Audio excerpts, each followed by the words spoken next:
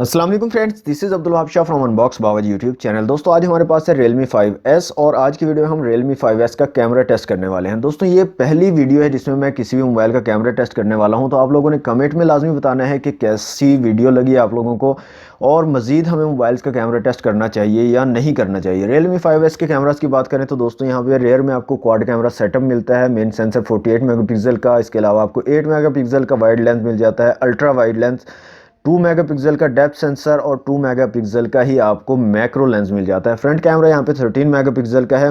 तो देखते हैं डिफरेंट सिनेरियोज में कैसी परफॉर्मेंस रहती है Realme 5S के कैमरास की। वीडियो को लास्ट तक देखते रहिए और एंजॉय कीजिए Realme 5S का कैमरा टेस्ट।